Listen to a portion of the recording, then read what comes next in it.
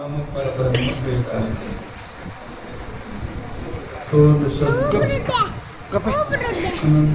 महाराज यांच्या पावन परब्रह्म स्वरूप असलेल्या संजीवन समाधीला कोटी कोटी प्रणाम करून थोर संत अनंतपुरी महाराज यांच्या दरबारात पांडुरंगाच्या साधू संतांच्या सद्गुरूच्या कृपेने आणि दिवाणी शेलगाव ग्रामस्थांच्या पूर्वजांच्या पुण्य ज्येष्ठांच्या प्रेरणेतून प्रौढांच्या मार्गदर्शनाने आणि तरुणांच्या सहभागातून भजनी मंडळाच्या सेवेतून श्रोते सज्जनांच्या उपस्थितीने आणि सहभागाने अन्नदात्यांच्या श्रद्धेय अन्नदानातून आणि संयोजकाच्या श्रद्धेय आयोजनातून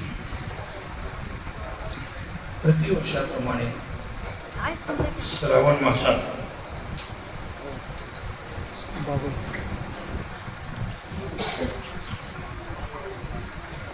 त्याला आता हरिपाठ म्हणता येणार नाही, महिन्याचं नाव सारखा मानवतो. हरिपाठ म्हणलं की फक्त हरिपाठ झाला की दिवसभर काही नसतं. आमच्याकडे हरिपाठ चालू पण आपले महादेव गुरुजी आणि आपल्या घरच्या सर्व मंडळींनी मिळून सांगितलं की प्रत्येक वेळेला महाराज आले म्हणजे आले आले आले आले आणि गेले गेले गेले कुठली तरी गडबड असते. असे वेळ काढून या की आम्हाला निवांतपणे आपल्याशी सुसंवाद साधता येईल. आणि म्हणूनच श्रावण मासात येण्याचं मात्र आपण कबूल केलं होतं. आज या ठिकाणी आल्यानंतर हरिपाठ बसून महिन्याचा सप्ताह आहे असं हरिभक्तीपर्यंत महादेव गुरुजी बाप्पा यांनी मला काही कार्यक्रमाची रूपरेषा घालून दाखविली. त्याच्यामुळे मनाला खूप आनंद वाटला. आपली सर्वांची उपस्थिती, आपल्या सर्वांच्या अंतःकरणामध्ये असलेला संत परंपरेबद्दल, साधू संतांच्या वाङ्मयाबद्दल, साधू संतांनी घडून दिलेल्या भक्ती मार्गाच्या वाटेवर आपण किती श्रद्धेनं चालताय त्याचं दर्शन आज मला इथं आढळलं.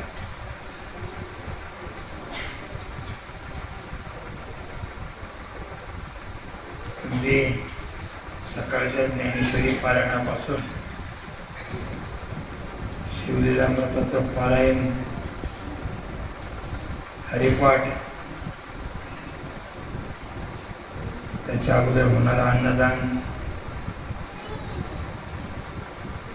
आणि सर्वांची श्रद्धेय उपस्थिती, या गोष्टी अत्यंत मनाला समाधान देणाऱ्या, अगदी आनंद देणाऱ्या अशा वातावरणाला पहिल्यांदा मी कोटी कोटी प्रणाम. आल्याबरोबर टाळकरी उभा होते, माता भगिनीची उपस्थिती दिसून आली. ते ज्याचं घराणंच पहिल्यापासून भजन सेवा प्रमाण मानणार आहे असे हरिभक्तीपर्यंत मधुकर बापूंच्या हातातला घिना गळ्यातला आणि हरिपाठात रममान झालेली सर्व मंडळी, भजनी मंडळी, गावकरी मंडळी, माता भगिनीला खूप खूप मनाला बरं वाटलं. असा महिन्याचा असणारा नाम सप्ताह आहे. हरिपाठ हरिपाठ म्हणजे नेमकं काय आहे?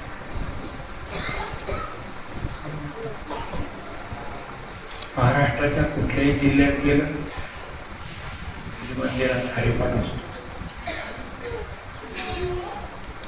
असं एक मंदिर रिकामं नाही की जिथे दररोज हरिपाठ. एखाद्या गावात मंदिरात हरिपाठ होत नसेल पण आमच्या माता भगिनी 4-5 जणी जमून कुठं ना कुठं हरिपाठ चालू ही एक सुसूत्रता आहे. संत परंपरेला अनुसरणारी, संत परंपरेवर श्रद्धा ठेवणारी मंडळी, त्यांच्यामध्ये हरिपाठ खूप महत्वाचा आहे.